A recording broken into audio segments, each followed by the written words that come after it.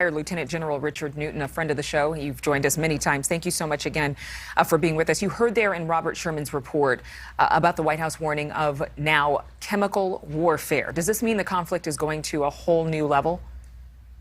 Well, good morning, Adrienne. Again, excellent reporting by Robert on the border there.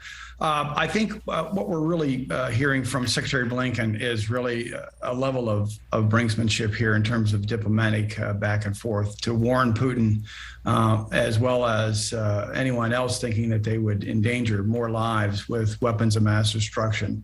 And so I think that is, again, it's an appropriate comment. Obviously, at this point, again, I don't think chemical weapons are they're in his playbook, but I don't think they're going to be used anytime soon at this moment. But nonetheless, we need to be on alert.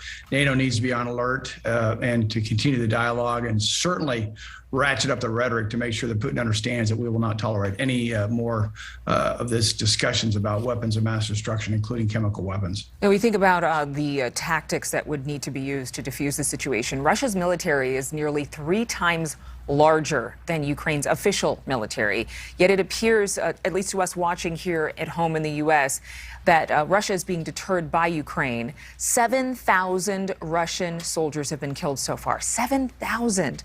Is this why the threat of chemical warfare is even being brought up? Well, it is significant. Their loss of life on the operational battlefield is extraordinary. Also, that includes 4 general officers, by the way, which to me is remarkable also.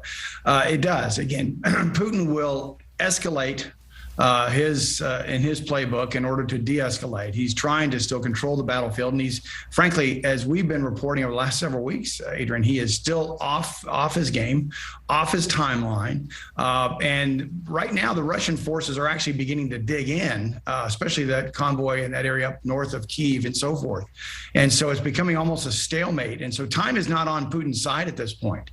It's really on the side of the Ukrainian people. Their resolve is stiffening. We're going to be providing them that $800 million package of arms and shipments as soon as possible, which I think will be significant. And so Putin is looking across his horizon over the next couple of days, even the next several weeks, and he's about to run out of operational capability from a conventional standpoint. That's why all this talk about chemical weapons and so forth.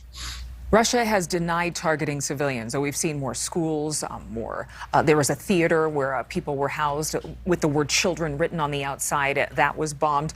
Would you say that Russia is just shooting indiscriminately, targeting everyone? Absolutely. In fact, any comments you hear out of Moscow now, especially from Putin, that they're not targeting civilians is just totally ludicrous. A couple of points to make. Number one, they do not have the precision fires anyway to go after military capabilities specifically. And so their indiscriminate bombing is just based on their capabilities or the lack thereof. Secondly, again, the civilians are a target to break the will of the Ukrainian people. And as I said earlier, his efforts to do so is actually stiffening the will of the Ukrainian people, as we've heard certainly from President Zelensky and so forth. And third, again, he listened to his generals on the invasion on the 24th of February.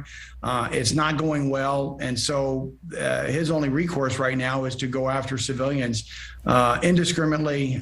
It's no longer a civilized military, Adrienne. It's more of a force of terror. And that's what he has left. And so that's a challenge not only for the Ukrainian people, but in terms of how we try to keep this at least in some modicum of control, which we don't have right now in terms of what he'll do next. And what about with regards to Russia and China's alliances? Biden, of course, President Biden has a call with Xi Jinping today. What does he need to say to tell China to stop assisting Russia with any military or economic aid? Well, first, he needs to lead with the fact that, again, the entire free world is behind Ukraine, and the fact that Putin is a pariah and he doesn't necessarily need to join up with Putin. There are self-interests with China, principally economic.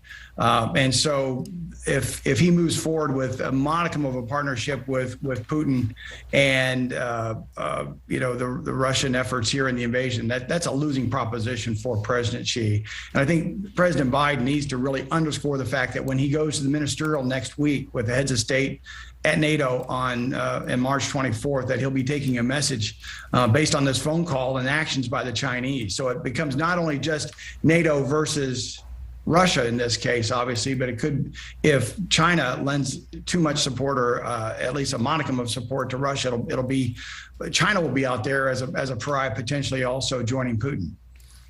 General Newton, thank you as always for being with us. We appreciate it. And it is a Thank you so much for watching. Make sure to click on the red subscribe button below so you can get more of NewsNation's fact-driven, unbiased coverage.